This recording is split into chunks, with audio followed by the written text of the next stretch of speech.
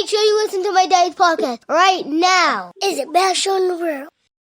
And this is the Card Space Up podcast. I am your host, Mr. Ty Hill. And this segment right here is called I Declare War with Ty Hill. Today I have a special guest aboard, right? But first of all, before I even introduce who this special guest is, I got to build the mood. Can I build the mood for y'all real quick? The year was 1988. I'm going to say a young Ty Hill. I was maybe 4 or 5 years old. I could see it now. And I probably had on my cross-color, jumpsuit or something real light but fly at the same time. Pops and Mom kept me fly.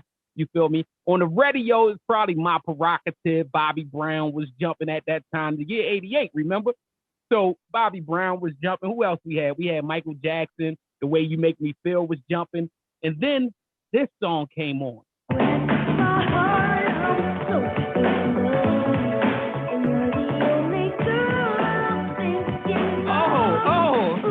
What they say?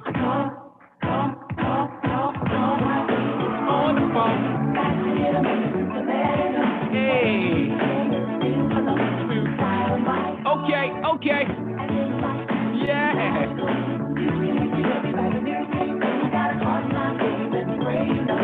Down my. Yeah. And that came on by one of my favorite groups of all time, the Boys. And today I am privileged and blessed to have the homie Hakim aboard the show. Hakim, what it do, brother? Yo, peace and love, man. I'm here. Nice to see you, man. Man, look.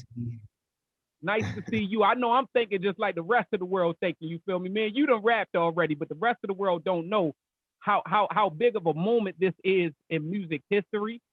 And just making sure, and that's why I had to build that momentum. I had to build that scene of what it was back in 88 when the Boys dropped that classic album, you feel me? Messages from the Boys, you feel me? I had that, and then right after that, what y'all do? Y'all dropped Lucky Charm, that album. These number one hits, though. This is what we gotta make sure they know. These is number one hits. So y'all dropped that. But then you came back around for round two. And the year was probably what, 1990, 89, 90? You came back around with the Boys self-titled album.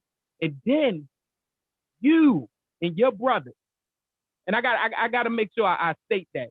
You and your brothers wrote the crazy hit for your second album called Crazy. Right? So, Yeah. so when y'all did that, right? I know the world probably, I can only imagine what the world was thinking. Y'all was moving from, you had L.A. Reid and Babyface writing on the first album. And then you got, no, we want creative control of the second album. We gonna write it. And y'all did it, and y'all came back with another number one hit. How did that feel, brother? How did that feel? I felt great, I felt great, especially at such a young age, You was what, 13?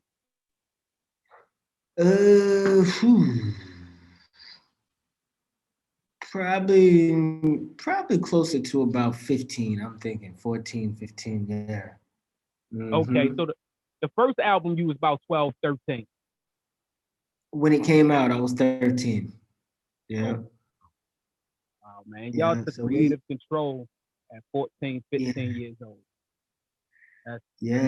Just watching all the producers, growing up around them, it was definitely something that looked fun, interesting, and we jumped into it. You know what I'm saying? We jumped into it and studied every aspect.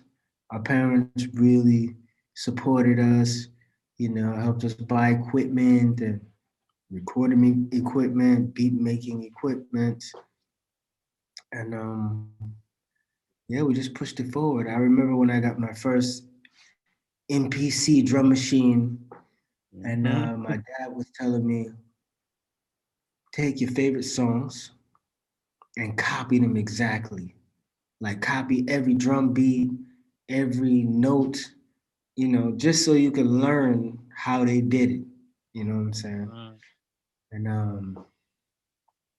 that was it. It was kind of like self-taught, You know what I'm saying? But then again, growing up around a lot of hit makers, we could pick up and ask questions. We could pick up different tricks and tips and shortcuts, Yeah, you know? So, yeah. You got to take which I'm not gonna call it the easier route because you work for everything, man. right. I'm gonna say you got to skip some things that might have held others back because you already had to connect on how to move it. And Yes. that's big. So one of the biggest questions I have, right, Hmm. is you rarely see people walk away from success. You rarely Right. ever see it. You feel me? I think the last time we might have seen success at your type of level was probably Dave Right. Chappelle. You feel me? With the whole leaving, turning down the 50 million. You guys in a 3 year, 4 year span, and by 3, 4 year span, I just mean on in the actual industry. You guys walked away at the top of your game. You feel me? You were on your third album. You had already produced classic hits for the second album. Your whole third album, you produced the whole album, right? And wrote the whole album with your brothers, right? Right. And y'all Yep. walked away.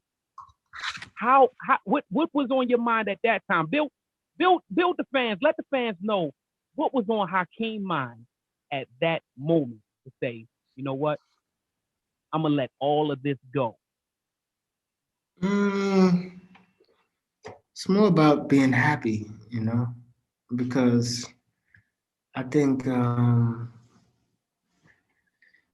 just like my teenage years, I just kind of realized, like, hold on, okay, I got paper.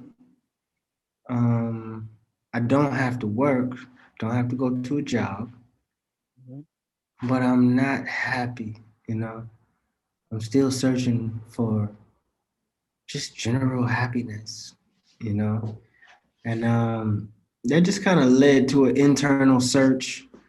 And I felt that the music business was getting very oppressive.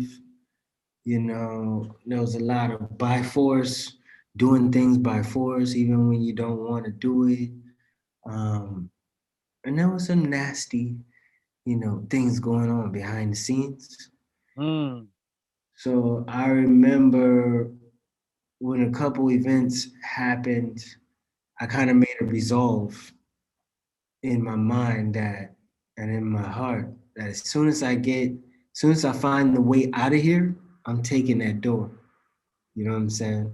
Like getting out of this. And I feel like that was one of the best decisions ever because it led to me finding a whole new way of doing things.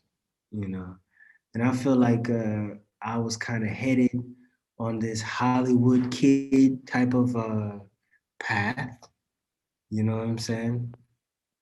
And who knows? That could have turned out good too. It could have turned out good, but it wasn't going in the Afrocentric direction that I'm on right now, living in Africa, and just leaving America behind. Um, I was more looking at, just being more into like this rich elite uh, community, you know, and I don't know, some it can consume you. It can change who you are. So Who knows? There's, so there's you a lot of, huh? y'all made that decision at what? You was what at that time? You was about 16 at that time. You made that decision, and you had already saw, I mean, the ills of the world and what this industry could do. Just having that type of vision, man. And I know a lot of that is old to your pops. I've heard nothing but great things about them. And I know a lot of that vision is old, and it's still not to take nothing from your mother or nothing like that. But I know a lot of that is instilled to y'all by the upbringing that you had from your dad, and you were able to see that at 16. That's big. And then you chose. Look, you even looking at it like, yeah. But then you chose. You didn't go. I mean, we think about the states. You feel me? Me living in America and things of that sort. When my people want a vacation, they want to go to San Tropez. They want to go to Bahamas. They want to go. I mean, even Atlanta for Freaknik, all that type of stuff. You feel me? You Right. guys not only left the world, the industry behind, you chose Africa, Gambia, right? Right. You chose Africa. You chose back to the motherland. Where did Exactly. and you stayed? Because what you on, like 20 something years there now? Yeah, it's 15 to 20 years now I've been over here. How, Um, where did that come from, brother? well, we first came to Africa many years ago. When I was like 17, we performed, and I really loved it, so that always stayed in my head. And even when on my first visit, I told everybody like I'm coming back, and I'm gonna have land here. I'm gonna live. This is gonna be my backyard. I Mm. was telling people that, but when we moved to Atlanta, right? Uh, we basically got hooked up with the cultural community in Atlanta, who kind of I heard raised us. I heard y'all was turned up. Yeah, I like they heard y'all was raised turned us. up. And what's crazy is like my pops had a big mansion, in the rich neighborhood or whatever. But after some time, we ended up like staying in the hood. We was in the hood every day. We moved in with some friends. We were staying over by the colleges. You know what I'm saying? All the black colleges, and just like immersing ourselves into like just regular life, like blending in with regular people. You know what I'm saying? Mm-hmm. Like I said, there's a thick cultural community, and they really inspired us on the vegan lifestyle, Afrocentric, studying your history, your Black history, and and the elders there in Atlanta, they really impressed us and affected us, and used to always mentor us and tell us like, "Yo, you got to go back to Africa. That's where your power is." So we really believed them, and what they were telling us resonated, and the opportunity came up for us to travel to Africa to perform. And I told my brothers, I was like, "Yo, if we go do this, if we can survive over there, let's not come back." You know, they was down like, okay, let's do it. So we brought our little studio equipment and we started recording artists, and we started rolling, and we didn't really have any desire to come back. It was just Mm. after few years we was noticing like, hold on, we're not making enough money to really have a future, like raise a family and all of this stuff. We just making enough money to keep food on the table. So after a few years, cats start going back to America. Like, yo, I'm about to go back and get that dollar. Right. Kyrie was the first one to go back, right? Yeah, he only came here and stayed like a couple months, I think. Okay. Because he already had some familial situations he had to handle, back in the States. So he only came and visited for a few months. But uh, after that, I think Taj left, and then me and Bilal left lastly. And when I got back to America, I stayed for like a year. I was trying to get back into the system of things, but the vibe was really weird for me, you Mm. know. So after 1 year, I just saved up enough money for a ticket, and I was like, I'm going back. I'm out of here. I don't care about money or American, clout or whatever. I'm just gonna go be happy. I came back to Africa with $300 in my pocket, and just made it work. I started working with artists immediately. Ended up getting a little apartment by the beach, and I was just riding it out. Like I wasn't thinking about building up, you know, buying a It's house great. one day or having a family or none of that. I wasn't. I was just like, I'm just gonna vibe out and live my life and be happy for now. So, It's crazy that at your level of success, you striving for happiness. And happiness comes. It's coming at such a uh, level that it's people would think like, damn, Hakeem living like that. You feel me? We what Hakeem is we talking about? Is we talking about Hakeem? You feel me? That produced the official remix for Shawnee's? Is we talking about the Hakeem that produced the official remix for Tevin Campbell at 15, 16 years old? Is that the Hakeem we talking about? So, the humbling experience of that, I know it had to be wonderful. It had to feel good. It had to know. It had to let you know, like, damn, I'm really making a conscious decision to say, I don't care what the world views. Because keep in mind, let's just be 100 high. At that time, when you first left, you had what they gave you, Hot Productions. You had that going for you as far as the producing situation. I mean, y'all had a TV show. I don't even know if people know this. Y'all had a TV show produced by Debbie Allen. Right. I still don't understand how the hell, because I remember it. I still don't understand how the hell that didn't just blow up. Y'all created so many avenues to teach without even having the education yourself, other than being self-taught and then with moms and pops. Like, I heard your moms and pops, when y'all showed that y'all was interested in it, they went to a community college and went and got the education to try to manage you guys. For like real. that shows hustle. That shows, look, we can do it ourselves. And y'all opened up those doors. And I know when y'all came in, I mean, the Venice Beach situation and y'all out there dancing and stuff, you looking like, damn, he really be watching. I really be watching, right? I know about the whole Venice Beach and how y'all got started and stuff. So I can only imagine how it felt to say, yo, we obtained everything that we wanted at 16 except happiness. Yeah. I don't know. Sometimes I've heard my pops say that he feels like we don't really um, know the value of things.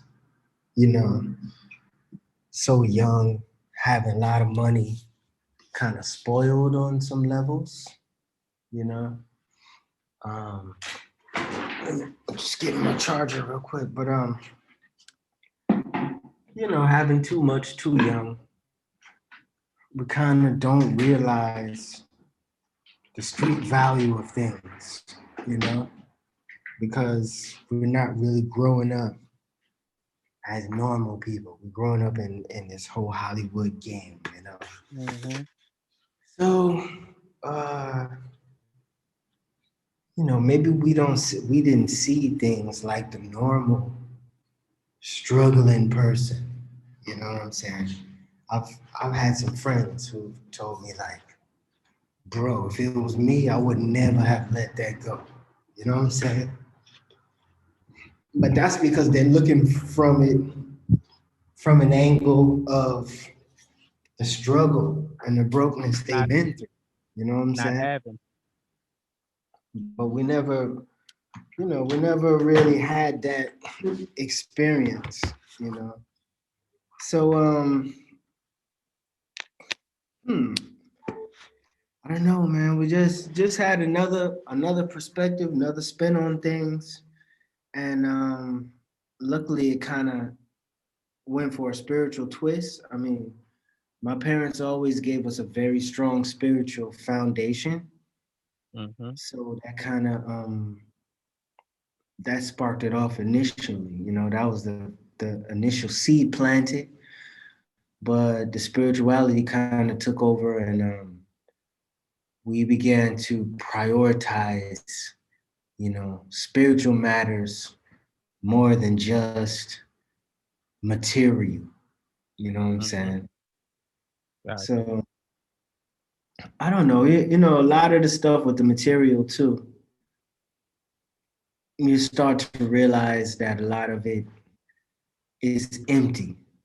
Shopping every time can only do so much for you. A lot of these products that they selling on us are really actually cheap. You know what I'm Mm-hmm. saying? Like I had a Range Rover when I was like 18, and I just noticed little stuff breaking, little plastic pieces falling off here and there, and I was like, they promote this thing as this very luxury, high quality product, but it's Right. actually cheap. You know what I'm saying? It's like Mm-hmm. they just covered it up. Maybe they might have put a strong engine in there or some nice I don't know, some shocks on the wheels to make it a smoother ride. But besides that, like this thing is plastic. You know what I mean? That was my impression of it. So a lot of this material stuff, your Gucci, your Louis, and all this stuff that's supposed to make us feel bigger and better, is actually some cheap products. You know what I'm saying? Probably made in Mm-hmm. China. You know what I'm saying? And it's empty. It's really empty. You know? And So that's one of, I think that's some of the biggest reasons. Like we could have had these conversations one on one, me and you feel me? And that's some of the things that I wanted to bring to the world, let them know, like, yo, I came, you feel me? And all the brothers are literally just on a different plane from what people might think. And that's why I started it off with, a lot of people get ran out of the industry. Keep in mind, y'all third CD that people might have thought was a flop, it still hit 15 on the chart. Don't confuse it like it was some failure. This is how right. high the roof was. The roof was just up there because it's already been there. But if Mhm. you think about a veteran, you are that. Y'all are that. You feel me? And I wanted to make sure I show that shit. And I show it from a perspective of the beautiness of the beautifulness of why you took the route that you took. And one of the things that made me realize it, I think it was maybe 2006, 2007. And I'm reading one of the hottest artists at that time. I'm reading, he just now had the locked up with Styles P and all of that. And it's Right. Akon. And I look on it, right? And I look inside the CD, we back then with CDs, and I look in there and it says written by Hakeem Abdul Samad. I said, yo, Samad, I know that name. I said, that's how I came from the voice. And I'm listening to it was Mama Africa. And I'm Yeah. like, yo, this man is still over there writing and creating and making classics. But you in that song made me want to go to Africa. I'm telling you, it's only two things in life that has ever made me want to go to Africa. The other things have always made me want to run from Africa. Roots and all those other things have made me want to run from Africa. Right. Belly, because Nas was saying we should go to Africa. And Mama Africa. Man, you spelled out every letter inside Africa and showed the beautiness of what the motherland was. And it was at that moment that I realized, I said, oh, this is his happiness. This is what he sees that the world ain't seen yet because they ain't been there. So I always looked at that moment and I remember that moment in time because it was very important. It was very pivotal to understanding your mentality of why I chose this place, why I chose, and I hear it in all of your music. I mean, you and your brothers, what people might not know too, and it's something that we got to tell the listeners. Y'all not dormant over there. Y'all not over there like not doing music. You're creating. You're creating. The Suns, like y'all had a whole. I think I've been hearing music from you guys as a group since like what 2010. I mean, that was the Father's Day song that you guys created. I remember that one. Um, I know Ty's got a lot of stuff that he does, and you do the production for that. You guys are moving, you're creating, but you're at your pace of, and you're at your happiness. So my We, my we my actually we actually produce a lot of artists in Africa too. You know, mm, Africa. So people in America really don't know how much we've done over here. You know, and just boosted a lot of careers. You know, so yeah, we've done a whole lot out here. Like if you come visit me in Gambia, if we just go out into the streets, it's like everywhere I go, people are like, Hakeem, Hakeem, yes, sir, how are you, sir? You know, respect the police officers, the soldiers, the whoever, supermarket.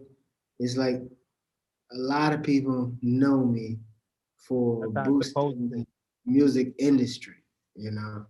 That's how And that's this, what you deserve. yeah, Do you man. think and we kind of gonna start wrapping this up. But do you think you get the credit in the state that you're supposed to get for the doors that you open?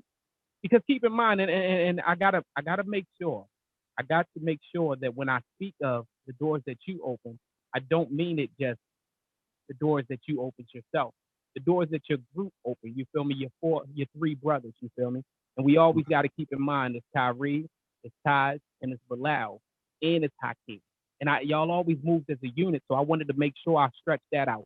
Do you think that you guys get the love or the credibility of the doors you open? Because keep in mind, we know that y'all took from I could tell just off of when you started with the Dow My Heart and all of that, you feel me? We know that that first CD was off of what y'all saw with New Edition and stuff like that.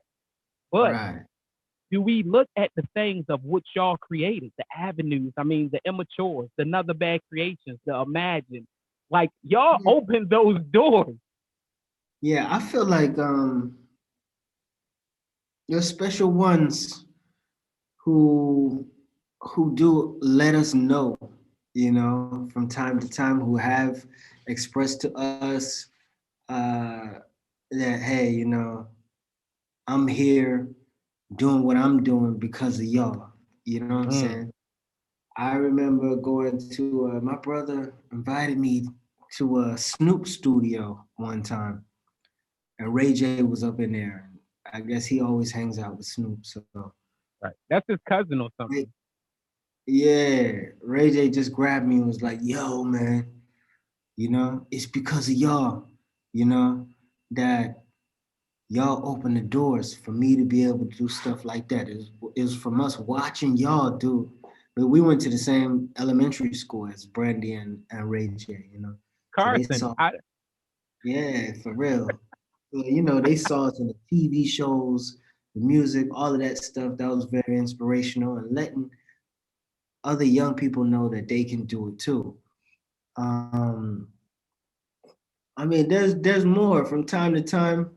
You know, they let us know what it meant.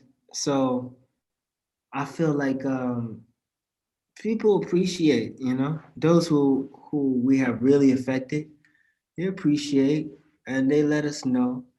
Uh, Akon is one, you know. I recorded his first demo recordings that got his first record contract. You know, I recorded all his wow. demo songs for free, you know, just off the love. So there's been times when he didn't see me for many years, and then when we saw again, it's like he's real emotional and like, yo, it's because you and your brothers, you know, you guys really, you know, believed in me and helped me out at this moment, and this and that, and you know, sometimes it even looks like his eyes getting all watery and everything. This lets us know that people appreciate. This lets us know that people are giving credit where it's due. You know what I'm saying? Maybe everybody doesn't know, you know, all that we've contributed, but that's not what really matters. And what you were talking about earlier, you know, success is not just having a number one song or selling a lot of records or selling out concerts, but it's about being successful in life. You know what Mm, I'm saying? And that's a mm, struggle that's constant. You know what I'm saying? mm-hmm. Even in your family life. You know what I'm saying? Do you have harmonious relationships? Does your family even like you? Or are you at war with everybody every day? You know, these are the successes that are more important than selling out a concert. You know what I'm saying? So, like you said, we on something else.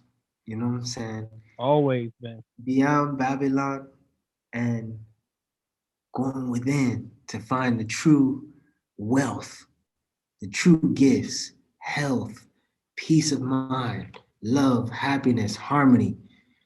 It doesn't all you don't get all of that overnight, but you work towards it. You know what I'm saying? And you Mm-hmm. learn yourself, you study yourself and keep refining. You know what I'm saying? This Right. is more, to me more important than having an amazing song or an amazing product. You know, being an amazing human being, you know, is the best product we can develop. You know. Yeah. Hakeem, listen, brother, listen. You know we can do this all night, Yeah. but I know, like it's after 12 o'clock over there.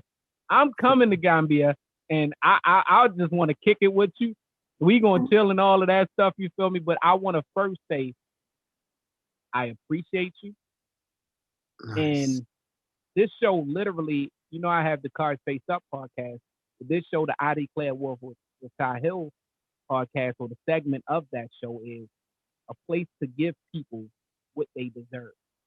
I'm gonna ask the questions that the world might not know. I'm gonna ask the questions because I will never try to talk to anybody that I don't feel is not getting the credit that they deserve or not worthy of it. I didn't have a lot of homework to do with you. I mean, you know that I knew it already. It's something, I mean, and I'm a guy from the bottom, so this is something that I knew already about you. I knew how great you guys was, and I know what you deserve, but I also wanted to let people know that what you might view as failure or how can I word it? It's failure, because that's how the world would say certain things. You feel me? Right. Understanding what the goal is. What was your aim? Where were you going with it? You feel me? And I was going to ask you before we got off of here, hey, Hakeem, can you please get a word, just a word of wisdom, word of encouragement? And you already did it. And I Mm. know your fans is going to be like highly impressed with the fact that not only, you mean Hakeem that was writing all that? You mean Hakeem that was at the top of the show? Hakeem that used to jump on stage and do the Michael. Did we forget Hakeem that was Michael Jackson video? That one? Is that the one we talking about? Man, listen, brother. I just have one favor to ask you before you go. Well, I'm gonna do two things. Before that, before I ask my favor, I want to ask you: is there anything you want to say to your fans and your viewers of this? I do want to say, keep in touch and follow the movement. Definitely with the YouTube channel, which is called Sunland, Sunland. Um, so you can stay connected to the vibes. You know what I'm saying? Connected to my journey here in Africa and just all that I'm into. And also the website sonsoflight.com, SUNSOFLIGHT. And and we got some bomb merch, you know what I'm saying? Like this that I've designed. You feel Show the me? shoes. Show the shoes. You The got the shoes, shoes with you? no, I don't got the shoes on. They upstairs. Oh man, you got the shoes too. They're hot as well, for real. But yeah, you know, and that's a way you can support all the things I'm into, that we're into, and we definitely got some powerful, positive projects to help employ people, you know, boost careers out here, and just help as many people as possible. And that's all a part of, you know, the true success of what we're all looking for, you know, for real. Got you. Look, Hakeem, it's been a pleasure, brother. I appreciate you. Yeah. And now here's my favorite time. I just need you to sing one little part. And it goes like this. You're probably looking at me like, why'd you say something crazy that I don't want to say? But this is one of my favorite lines from you, and I'm hoping you can sing this for us. It says, Okay. my food is green, my heart is clean, You are me, not on my team. I need you to just sing that little part for me, man. You can go and we're gonna close the show out with that. I came from the boys, one of the greatest groups that ever existed, one of the teaching groups that taught y'all how to run this game yourself. Mr. Hakeem, can you please get that to us? Okay, let me hold on. Let me find the key. Let me play the beat real quick. I think I changed the key on this one, so let me see. That's the beat too.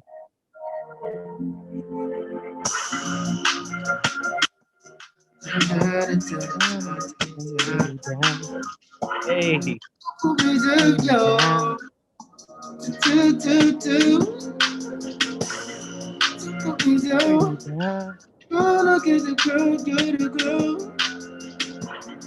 Don't put me down, yo.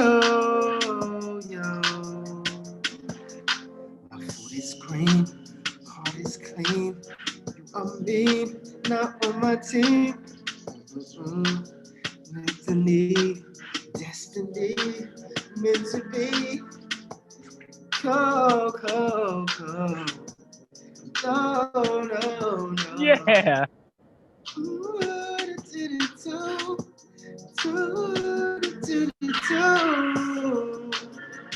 Yo, this is the Cards Face Up podcast.